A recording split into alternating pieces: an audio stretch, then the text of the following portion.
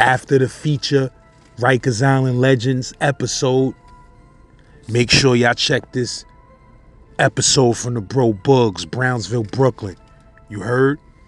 Holla at me if you got stories that you want to get on the channel.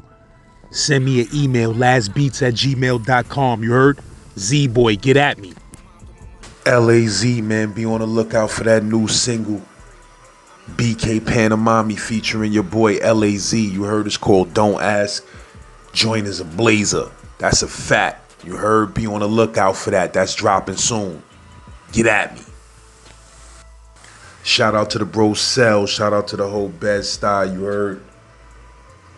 Rikers Island Legends, you know what I mean? So y'all sit back, pay attention, listen to this official New York history, Brooklyn history, Rikers Island history. You heard? And make sure y'all leave a comment. Make sure you subscribe to my page. Hit that bell so you don't miss no new episodes that I drop. Yersh. Make sure you check that new and recent episode playlist where you could catch up on the last 250 episodes I dropped on this channel. You heard? Z-Lord, Brownsville, Brooklyn. Get at me. I had the little bracelet on my wrist, and HAMO came out. He had like a Fila sweatsuit on. You could tell like he was doing his thing. And he walked over to the front of the line, and he looked down and saw the bracelet on my wrist. And he was like, "Oh shit, that's a bracelet, shorty?"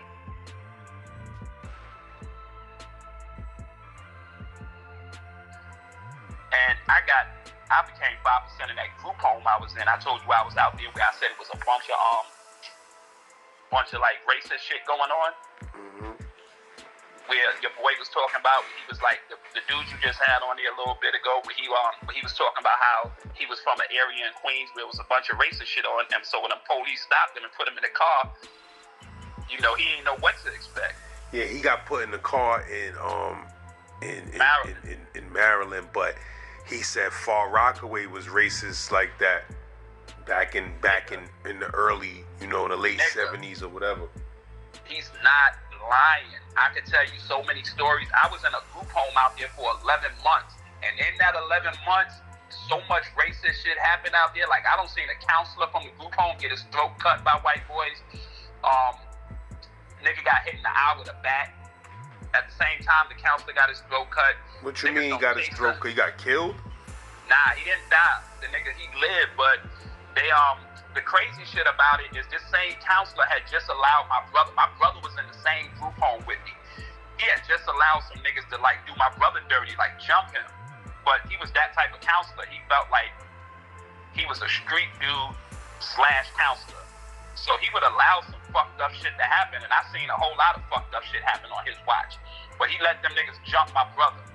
And probably like about a month later, 2 months later, he walking on the boardwalk with a white boy and 2 black dudes. And they walking down the boardwalk, and because right there, the home was right there on the beach. So, like, you step outside the home, the beach is right there to your left. So he walking down the boardwalk, and we all in the gym and shit. Next thing you know, one of the dudes that was with him, one of the white guys, came running back to the gym, telling him like, "Yo, we just got jumped and shit like that." So everybody strap up, we ain't strap up, but we grab bats and all of that shit, and we go running down the boardwalk. We don't know what happened. We go running down the boardwalk to try to find out what happened, and we out there, police come out there and everything, because they don't call the cops and all that. Police come out there, and we can't find the counselor. Like, they looking for the counselor, and we like, what the fuck? These niggas kidnapped him or some shit? But I personally didn't give a fuck about that counselor, you know what I'm saying? Because like what he just done to my brother. But we all out there anyway for the bullshit. And next thing you know, somebody like noticed the trail of blood. Not even the cops. It was just one of us, one of the niggas that came from the home, noticed the trail of blood leading from the side of the boardwalk off the side of it. So he looked down, and there's another pile of blood down there. And when he looked under the boardwalk, the counselor, like, they had cut him, pushed him over the boardwalk. He hit that little road. It was like a little sand dune thing, a little hill. He hit that hill and rolled under the boardwalk. So that's where he was at down there, like bleeding to death. Literally, they called the ambulance, got his ass out of there. They saved his life. Like, he was walking with his head tilted to the side for, I know, probably the rest of his life, but definitely the rest of the time we was there. Big ass cut on his neck. Damn near killed his ass. And why they did what? You say he was a black counselor? Nah, the crazy shit is he was either Spanish or he was something like that. I never heard him speak Spanish, but I felt like that he was white, but he had like curly hair, so he had to have some type of Spanish in him and shit. That's what tripped me out because they done it to him. And they said, the white dude said, like, before they done it, they was like, nigga lovers. They said some shit about nigga lovers to them before they done that shit. But yeah, he was either Spanish or white with some Spanish in him. Because that's, like I said, most of the time they didn't fuck with the white dudes from there. They did that because he was walking down the street with some black kids? Yeah, he had some black dudes with him. It was some white dudes with him too, but they was walking down the boardwalk just kicking it. And you say he was a counselor in the group home, right? Yeah, he was a counselor from the group home. Yep. The counselors, like, was alright. I had a counselor there named Doug. Like, he was cool as a bitch with me and my roommate. I had a Spanish roommate when I was there, and me and the Spanish roommate stayed in some shit. Like, we used to always get in trouble. But Doug was like the main one that used to be on our ass. Like, he fucked with us over a lot of people in there. He used to take us to his little part of the like, he had his own little room in there where counselors spent the night. Like, they had the day counselors and the night counselors.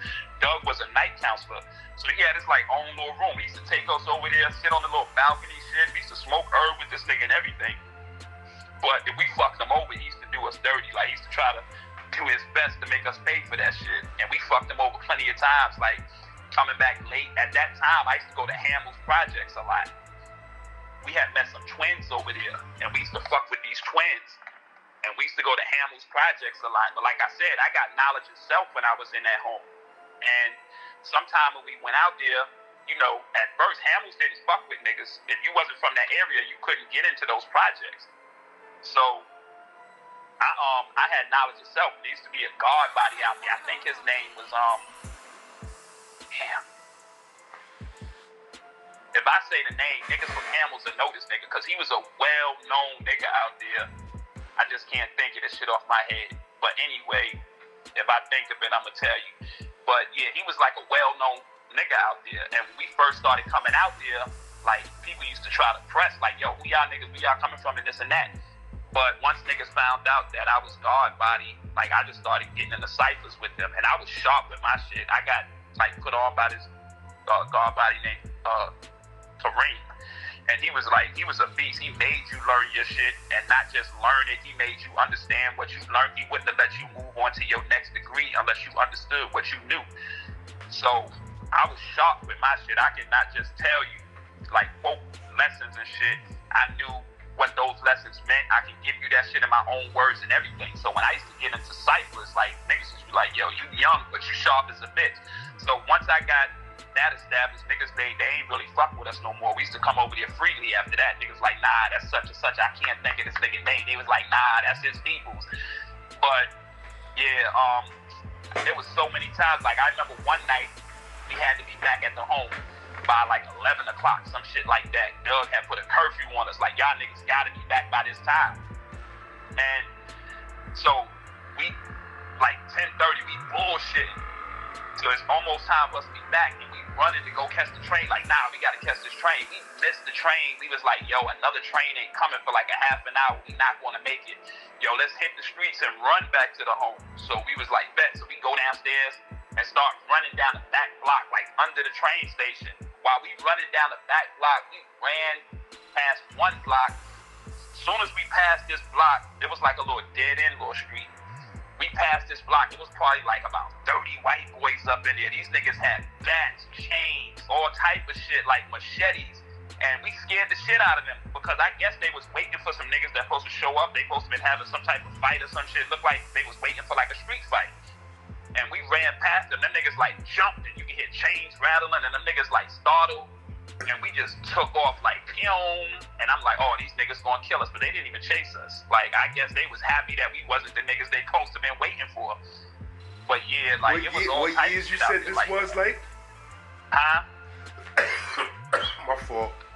What year you said this was like? around? When I was in that home, it was probably like, I was probably like a 12 to 13, so this had to be like 1980. Yep, like 1980. 81. That was before I first went to the island. Like, I didn't hear about the island until I was in there. Niggas that got locked up. It was a nigga named Understanding that was tearing the island up at one time. I don't know if you heard about him. He had like one eye patch on one of his eyes. I was locked up with that. I mean, I was in the home with that nigga. He got hit in the eye with an apple in that home. That's what had his eye fucked up like that. Nigga hit him in the eye hard as a bitch with that apple. But he was tearing the island up at one time. When I got to the island at another time. You mean the dude threw the apple? He threw it at him? Yeah, he busted him in the eye with an apple. Threw it. He ain't mean to do it, but he hit him in the eye with the apple hard as a bitch. Try to throw it at somebody else, like, but unlike stepped right into that shit. Fucked his eye up. That shit like knocked his shit out of the socket. His eye was fucked up. But where he was from? Who, Un? Yeah. I think Un was from Canarsie. It wasn't dark-skinned Un. It was another Un from Canarsie that was dark-skinned. This nigga, he was a light-skinned Un. I knew that Un from Canarsie, too. At one time, Un had the island. The dark-skinned nigga from Canarsie had the island on smash. But that was my nigga, too, Un. But nah, this one was a light-skinned Un. I don't know if you heard of Jody. Jody had the island on smash at one time. Big head Jody. What years you talking about, like in the early 80s? Yep, early 80s. He had a big ass head, little skinny nigga. He used to have this big ass gold chain on. I was in C-73 when his name was ringing in C-74. Man, when I was on the island, I got pussy and everything over there. When I used to be in C-73, like I could tell you so many fucking stories about that island, yo. I had, but Jody, yeah, he was in C-74. And I used to hear this nigga name ringing. And niggas used to be like, Jody this, Jody that. And I'm thinking, this some old big diesel nigga and all of that. When they shipped him over to C-73, it's a little skinny nigga with a big head, but he was tearing the island up. Me and Jody got cool. I was in there with Homicide. Me and Homicide almost had beef at one time over a little bracelet I had on. This nigga tried to snatch a bracelet off my wrist. This was like probably my third bid. And you mean on the island? Yeah, on the island. We was I worked in the kitchen at that time in C-73, and he came over there. Like, you know, he had a little name already. So he came over there, and I was already established over there. I'm chilling, like I had my little position. And this is how I first met my man Supreme. A lot of niggas know Supreme. He was like a militant brother. Kept his arms behind his back. He was like stocky. Kept his hands behind his back. Anywhere he went, like chow or anything. Kept his hands behind his back and head up in the air. He used to be like, peace, peace, peace. But when I was on the island, the crazy thing about it, like at that time, guard bodies had the island on smash. It wasn't really no gangs and none of that shit like that. But I never really, the only way you knew I was guard is if you was a guard body. I didn't use that to try to move around or be alright, because I never liked that. That's why like I never joined no gang or no shit like that, because I didn't want to stand off of other niggas' strengths. You know what I'm saying? I revealed that I was guard body to niggas that was guard body. But most niggas didn't even know that I was, because, like I said, I felt like a lot of niggas was using that as a way to be aight. But yeah,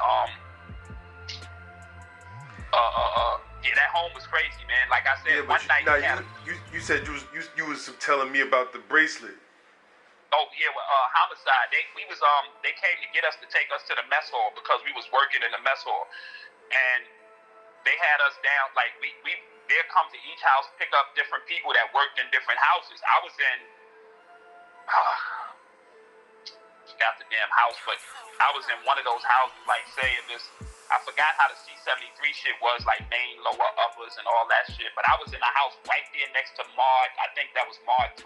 They had a big ass. Was you ever in C-73? Yeah, man. There's too many different sides and compartments to that shit. When I was there, the women still was on one side of the building. Yeah, I was on that side when they opened it back up for dudes in like '99.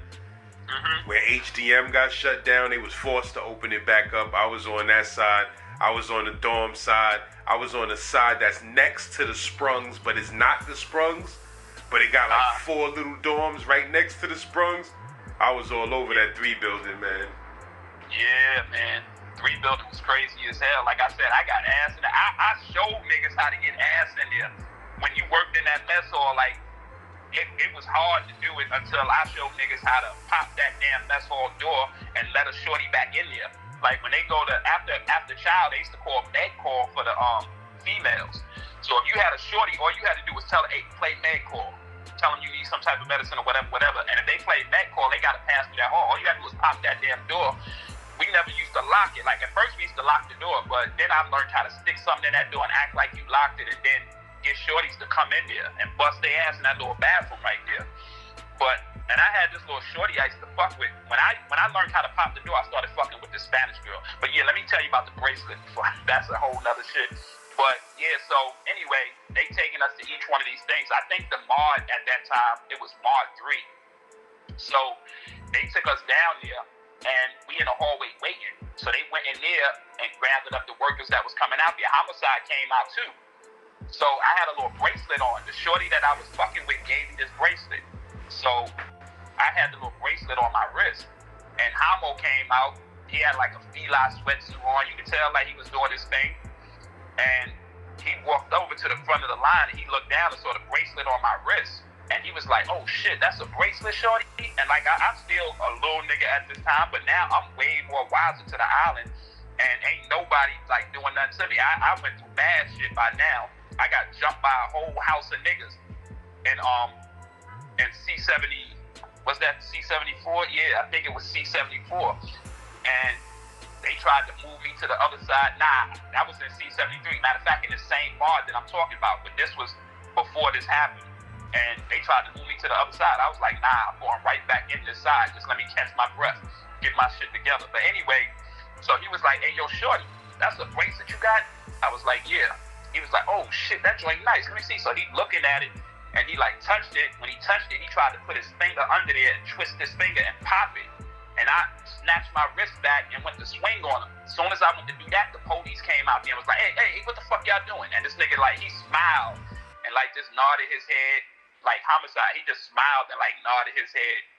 And they took us to the mess hall. No, he sent HAMO back in. He was like, you go back in. I knew you was a troublemaker. I shouldn't have brought you out here anyway. So he sent HAMO back in. So I go to the mess hall, work my shift and shit, come back, and the next day, or no, I think later that night, they was taking us back for dinner or some shit. That's when this nigga Preem came out. The one I was telling you about, my man Preem, like the militant nigga, but I didn't know him at this time.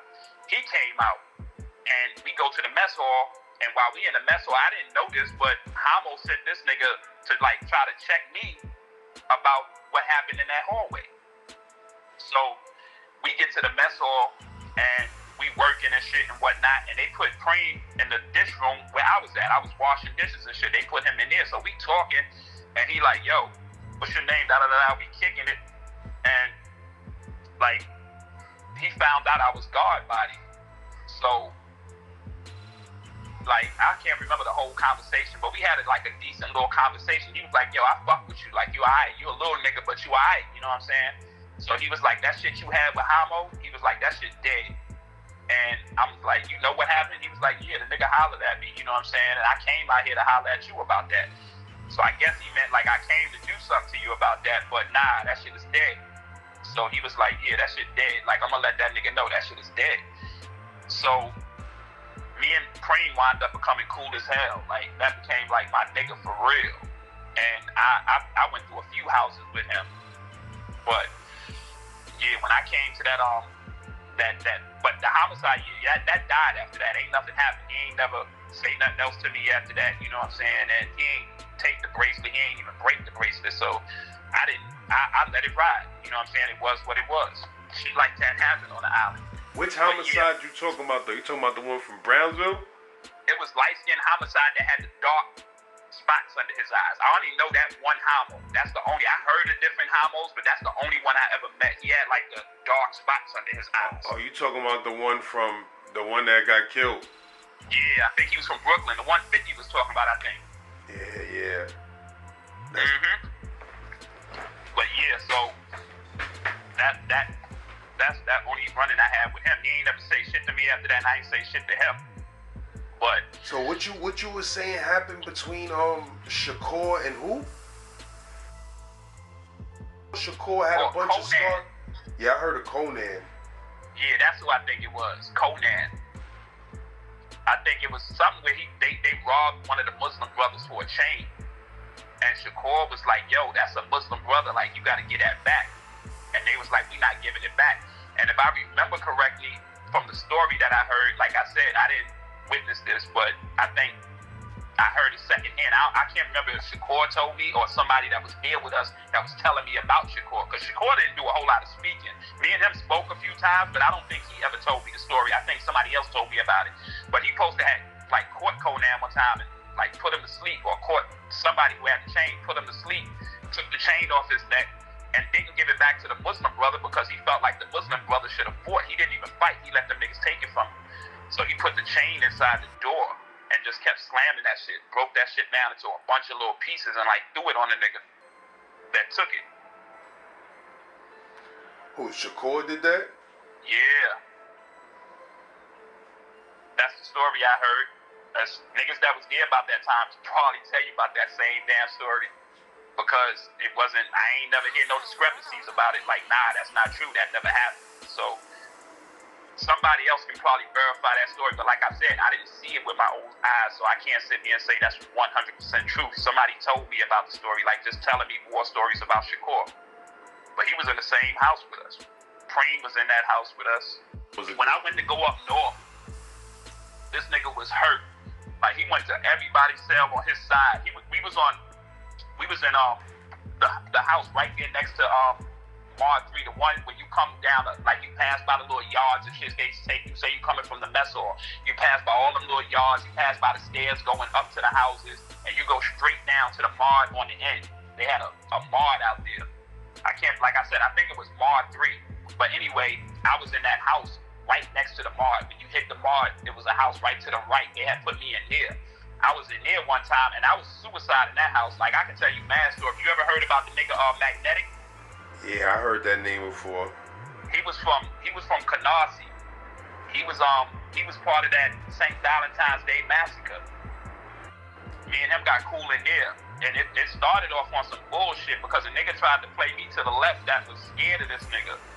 Like he had beef with this nigga Magnetic on the street. When Magnetic hit the building, he heard about him hitting the building and he was like, yo, I got problems with this nigga. We had 2 ice picks in there, and I had a store and everything at this time. Like I had mad shit on my windowsill, cookies, cigarettes, all of that shit. Me and my nigga Green Eyes Wise. I don't know if you know him, but he was like light green eyes, looked like a little turtle. But he was his name was Wise. Me and him had a store, and when Magnetic hit the building, he was like, yo, I got problems with this nigga from the street. So if he come here, like, what we doing? I'm like, what the fuck you mean what we doing? Like, you already know what it is. We had 2 ice picks. So he was like, all right, that's what's up. And I was suicide, but I also worked in the kitchen. Like, at nighttime, I worked in the kitchen during the day, and at nighttime, I come back, and I stayed out all night, out of my cell all night, doing suicide. But anyway, this nigga, Preem was on the other side, and Magnetic came to the building and they wound up sticking him right in the house with us. So I was at work when he came in the house. When I came back from work, this nigga Preem, I don't want to mention the other nigga name because, you know, it was some bullshit he done and I don't even want to throw him under the bus like that, but it was some bullshit. So him and Magnetic sitting in his cell and they talking. And I walked past, and I knew Magnetic, not from face, but from description on what nigga said. He was a dark-skinned nigga that had a cut on his face. So I walked past the cell. He had like that good-ass hair. He had like 4 thick-ass waves and shit. But anyway, I knew him from description. So anyway, I walked past the cell, and I'm like, what's up, yo? He was like, nah, shit. And he was like, yo, let me holler at you for a minute. This is what the dude said. So I'm like, all right, let me go run in my cell right quick. I'll be back. So I go on my cell, put down whatever I had and shit, and I come back. So Magnetic was like, yo, that's your cell down there with all that shit in it? And I'm like, yeah, that's mine. And he was like, yeah, I was just talking to your boy about that. Like, you kind of loaded. So I'm like, all right.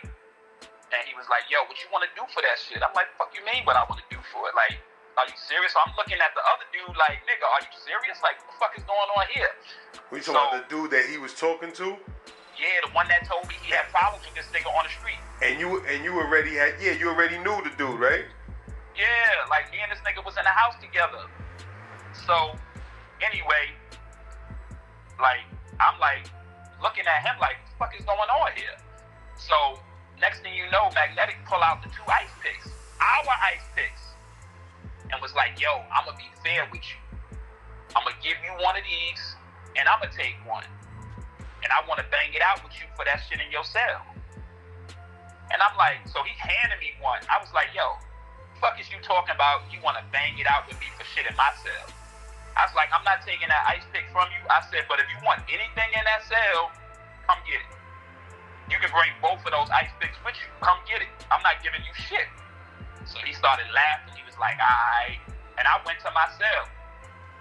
Did what I did, got in the shower, washed up, came back out. Like, I ain't have no fear of it. It was what it was. I'm in jail. Like, I'm in bed mode now. If shit happen, it's going to happen. So I took a shower and all that shit. Came back, went in my cell, got something to eat, and came back out. So I'm in the day room and shit. And Magnetic came down and he was like, yo, let me holler at you for a minute. So I went down and I hollered at him. He was like, yo, I liked how you handled yourself, right? You know what I'm saying?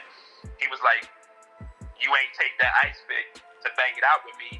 Like, most niggas would have thought that was the soft move. But you was dead right. Like, if I wanted something from you, come get it. So he was like, I respect that. You know what I'm saying?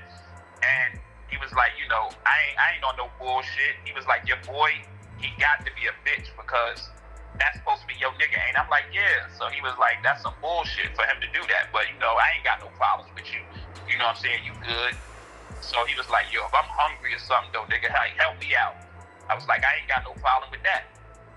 But anyway, me and Magnetic wound up becoming cool as a motherfucker.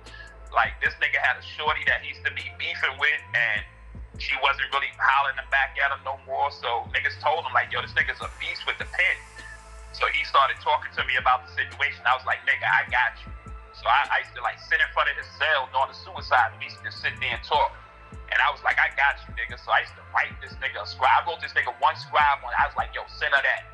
So this nigga sent her that letter. Before you know it, she writing this nigga, coming back to see him. He was like, yo, I don't know what the fuck you done, but you got Shorty back on my team. But yeah, it was crazy as hell. I caught a fucking New York knife off of one of the police in that damn same jail, in that same dorm. Like, one night, police whipped the nigga out, like, bloodied this nigga right outside the A&B gate. They bloodied this nigga, and there was blood all on the floor. I was suicide, so they told me to come out there and clean the shit up after they took him off. So it was only one CO in the booth, and they let me out there to clean it off. This nigga fell asleep in the booth. I unhooked his little knife right off of his waist shit, and when I finished, I like banged on the thing like, yo, I'm done. And he popped the gate and let me back in. And I had that knife for a minute. That shit was like one of them little Boy Scout shits that had a bunch of different blades that popped out. And I gave that shit up when they tried to get my man some jail time. He got into some shit. My man Wise, the nigga I told you I had to store with. So he was like, yo, let me get that knife. These niggas about to give me some time. I'm like, nigga, go do that little bit of time. Like, you know what this shit is worth in here? And what you said, dude, you said that was the 4th building when you said you had got it on with the whole house? Yeah, I think that was Mar 3. That was, I think this was probably like my 2nd time in jail. And when I went in there, I went into the part and my man was in there. Nigga I knew from the street, Shorty Black. He was in there. So me and this nigga, like, he the only dude I really know in there, but there was these other twins in there from Queens. I know you probably heard about them because they was making noise on the island. They was some twins, and they was from Queens. One of them dead now. I seen the other one not too long ago. It was a minute ago, probably like about 5-6 years ago. But that was my first time seeing him since that island did. But anyway, I went over there, and my man, he the only one I knew from the streets of there. So I'm kicking it with him, and they happened to put me on a bunk right next to his. So he had an outside job. He went outside on the island and cleaned up, done shit like that or whatever. You know how they used to take niggas outside the gates, outside the buildings, and like do like work on the streets out there or clean up or whatever. Because I had that job at one time, but it was when I went to the 6th building. I got mad stories about the 6th building, man. I can tell you so much shit. You ever heard of Officer Gaylord? I think so. Oh, he was a problem. That was a CO that an inmate supposed to went home and killed his whole family, and they still had this nigga working in C-76. But anyway, we in the my man, he was like, yo, he got up the next morning. We kicked it for the night. He got up the next morning and was like, yo, I gotta go to work. He woke me up like, I gotta go to work. Like, don't let nobody go on my shit. So I'm like, all right, good. So he bounced. Now nobody mean nobody, right? That's the understanding I had. Don't let nobody in my shit. So I'm like, all right, good. So he dips off and go to work.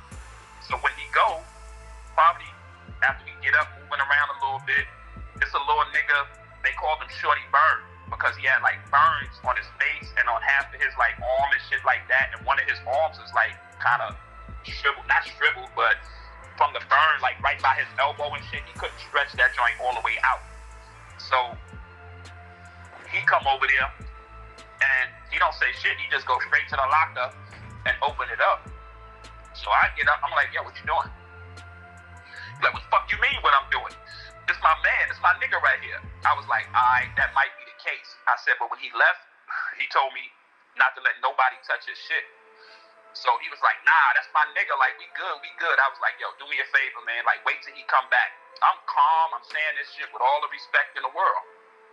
I'm like, do me a favor, man. Wait till he come back. Don't go in his shit until he come back because that's what he asked me, not to let nobody touch his shit. And he was like, what? Man, fuck that. So I get up and go over to the bed and slam the locker back. I was like, I'm not going to say this shit again. Like, don't touch his shit. So he was like, oh, word? All right. So he walked off, and I see him walking around the door politicking with niggas, but they don't say nothing because they waiting for my man to come back because my man was all right with these niggas. So they waiting for him to come back. So when he come back, I tell him what happened. So Shorty Burns was like, yo, tell this nigga, man, like, that's my P. And he was like, oh, yo, yeah, that's my nigga. Like, he good. He could have got it. I said, but you said nobody, so that's what I went off of. And he was like, yeah, he right. I did tell him that. But, yo, Sel, he was good. He was good. And I was like, all right, misunderstanding. So he was like, nah, fuck that nigga. You tried to act gangster and all of that shit. Nah. So he running his mouth like crazy. And I was like, yo, it was a misunderstanding. Like, but he loud as hell in front of the whole dorm. And it's like he want to make a scene to try to seem like he's shutting me down now because I shut him down earlier. So I stand up and I was like, yo, like, calm down. Like, please, nigga. Like I just said, it was a misunderstanding. Like, you trying to make a scene now over some shit that shouldn't be a scene. So he was like, nah, fuck that nigga. So he threw his hands up. And I'm like, is this nigga serious? Like, he got a burnt arm. And I already know, like, I'm no slouch with my hands. So I'm like, all right. So I start fighting this nigga. And I two-piece him, bow. And he drops. Next thing I know, I hear a nigga yell, yo, this nigga fighting Shorty Bird. Man. And that was one of the twins. This nigga, they jumped up in a hole, but I'm still standing there ready to fight this nigga. I didn't know what was coming. Next thing I know, a mob of niggas just charging me. Bop, swinging and shit. So I turn around, I'm trying to fight with these niggas. Our beds was like right near the front, right across from the bathroom.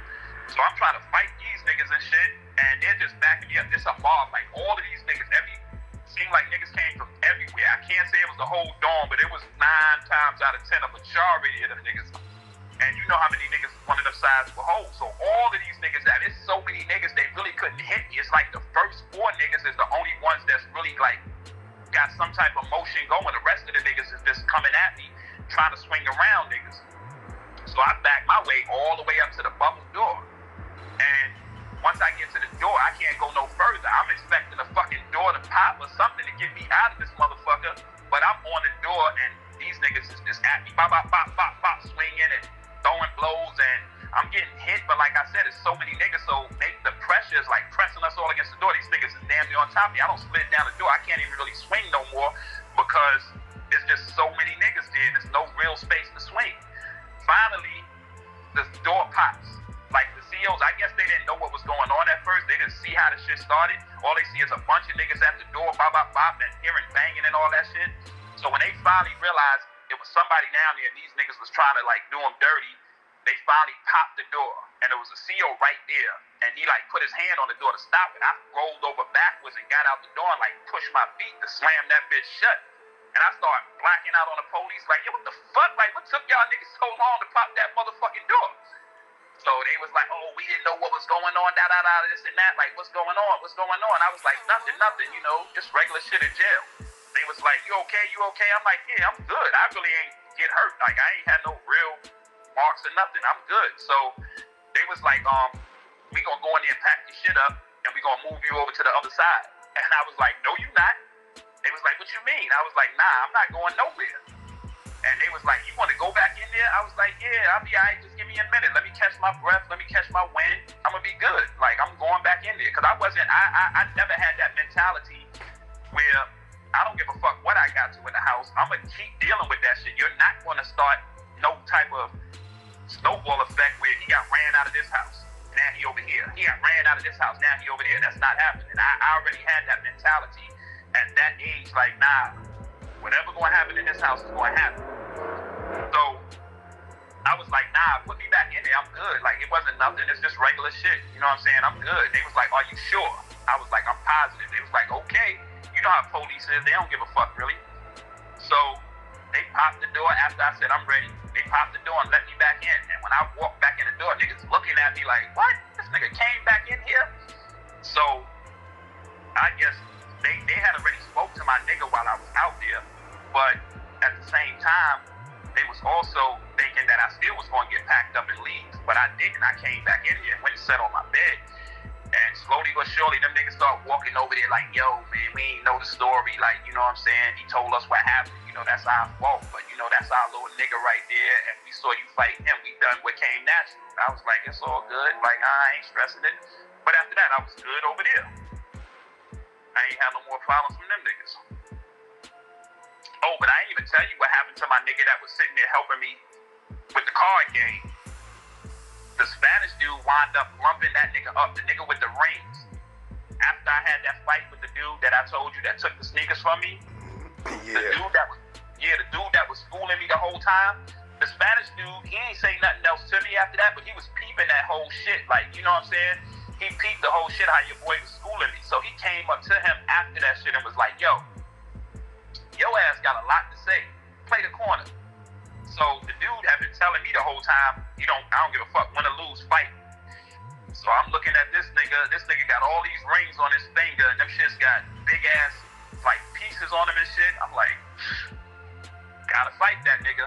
He got up, went to the corner with him, and your boy done him dirty. Like, he put all type of knots on this nigga head. With them rings, or yeah, with them rings. He was knocking, them shits was like brass knuckles, man. He was banging that nigga head up with them shits. Your boy tried to fight, but yeah, I felt bad about that because I'm like, damn, that ass whipping kind of came from him schooling me on shit. You said he got his ass whooped?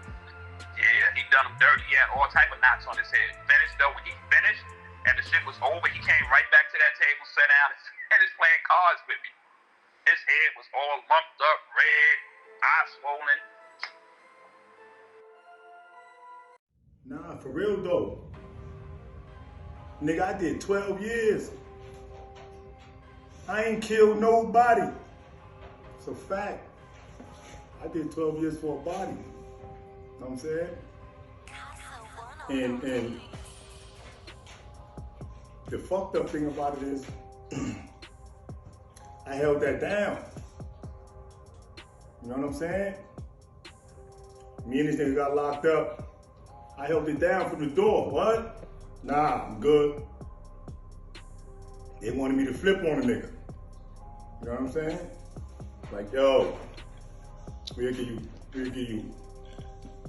I think the nigga said like 4 years or some shit. They know you're not the shooter? Yeah, nah, they knew I was the shooter. Say that, yo, we give you, I'm like, nah, man.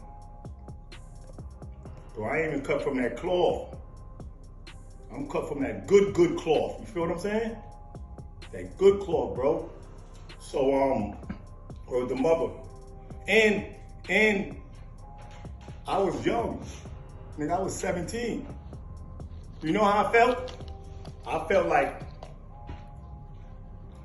I ain't killed nobody. Y'all niggas know I ain't killed nobody. Fuck is y'all talking about? Cause I was ignorant to the law. I ain't know nothing about the law. I'm 17. I thought, nigga, I wasn't the shooter. I ain't killed the nigga. You know what I'm saying? Mm-hmm. They know he killed the nigga. So anyway, I go to trial. Fuck that. I go to trial. Them niggas found me not guilty of murder in the second degree, but they found me guilty of manslaughter. You know what I'm saying? Mm-hmm. That was my first felony. So the max on that was 8 1/3 to 25. You know what I'm saying? Mm-hmm. But when I blew trial, what you think they gave me? 13, 14. Nah, the max is 8 1/3 to 25. That's the most I could get for being a first-time felon. They max you out. What you think they gave me? Whatever the max is. They gave me the 8 1/3 to 25. Blew my head off. Mm-hmm. I think at this time, I was 19. Them niggas blew my head off at trial. But I'm young. I'm still young. I was just happy that they found me not guilty of the murder in the second. I was feeling like, yo, nigga, I could, whatever the lesser included shit is, I could do that, you know what I'm saying? So, anyway, make a long story short, I went up north, did my bid, woo, woo, woo, come home, you know what I mean, head high, man of respect, you know what I'm saying? Respected by everybody, you know what I mean? This nigga, my co-defendant on that beat, he got 7 to 21. That nigga went up north. You know, he used to communicate right at your whatever. He beat you home?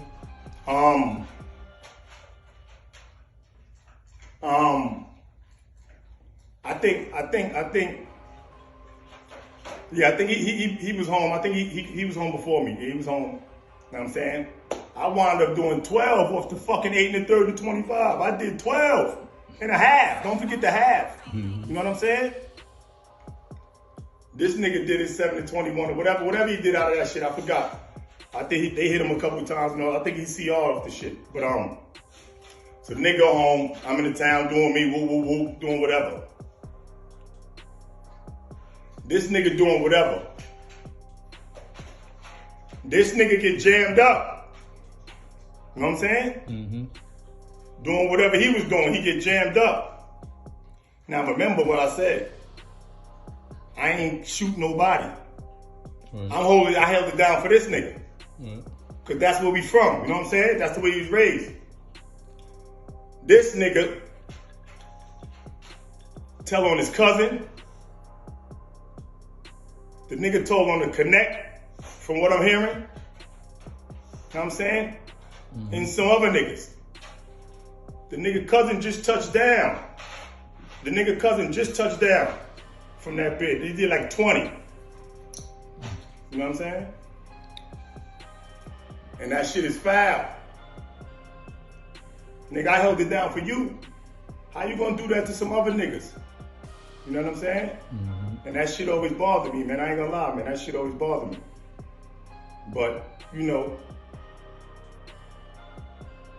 I could walk around with my head up, chest out. What happened? You know what I'm saying? You seen him after he told? Huh? Have you ever seen him after he told? Hell no, I ain't see that nigga after that. Nigga, I ain't never want to see that nigga. I ain't never got no conversation for that. Nigga, we wasn't raised like that. Nigga, we was cut from that good cloth over there in Howard Projects in Brownsville. The fuck is you doing, dude? You know what I'm saying? Mm-hmm. Word. But you know, it's a beautiful thing when you can walk the street, you can go wherever.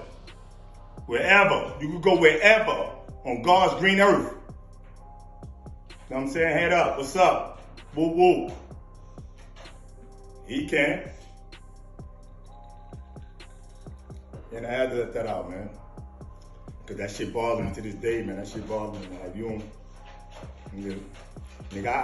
nigga, I went in there at 17. My nigga, I came home almost 30. Fucking with this nigga. You know what I'm saying? Mm-hmm. You don't do that to nobody, dude. You know what I mean? But we was always solid. We was always tight, you know what I'm saying? Our community, we grew up, you know what I'm saying? We was raised right. You know what I mean? How you even your cousin, you told on your own blood cousin. That's your mom's sister's son. Word.